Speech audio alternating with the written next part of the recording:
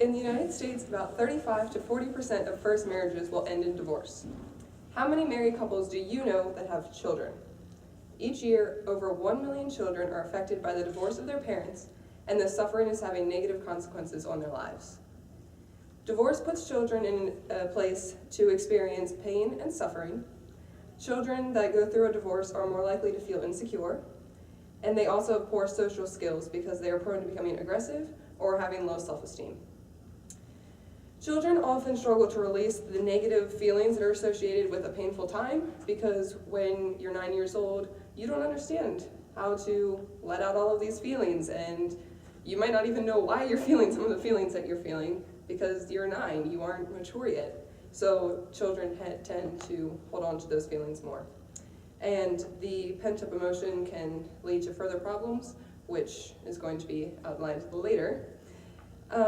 The experience can mark their memories because it will stick out in their mind when they look back on their childhood. Are you going to remember that fun time at the ice cream shop with your friends, or are you going to remember the fact that you had to have a nighttime bag because you were going to mom's that night after you had been staying with dad? You'll more than likely remember the negative part of it, that your parents were divorced and your childhood got a little screwed up. When parents get a divorce, a child's whole life gets turned into a what if. Your schedules change. What if I can't go to this party because I might be at mom's and her work hours don't work with what time the party is? And the concept of love and family can become something that's not really trustworthy because when we're little, girls believe in being a princess and in true love, and I don't really know what boys believe, but I'm sure that they have some sense of trust in love and family. But when parents get a divorce, everything that seems so strong is now something that can be broken apart within a matter of weeks, and it's something that they can't put their trust in anymore. They can ultimately feel insecure about themselves because as a child you might wonder, was it something that I did? Could I have been a better kid?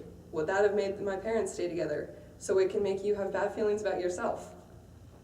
And the pent-up emotion that I mentioned earlier can turn into problems later in life with your social skills because children whose parents go through a divorce are more prone to becoming closed off or depressed or aggressive because they feel as if their lives are hopeless, and these feelings can lead to a child becoming aggressive because they don't know what to handle what they're feeling, as I said earlier.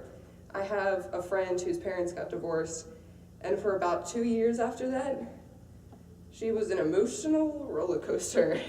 One day she was perfectly fine, she was all giggles, and the next day you said one wrong thing and she'd snap like that and would run into her room crying or angry and would be throwing things. And I was 10, so I had no clue what was going on. I did not know how to understand what she was feeling or what she was going through, and it made no sense to me, but it probably didn't make a lot of sense to her either because one minute she was happy, the next minute she basically hated everyone that was breathing.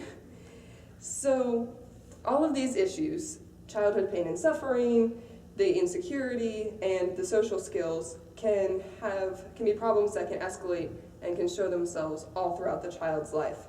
And some stressful situations in children's lives can't be helped, such as death. You can't really help it when someone dies, but divorce is something that should be eliminated because it can harm our children now, and it will continue to harm them all throughout their lives. Guys, my first time was way better. It was way better.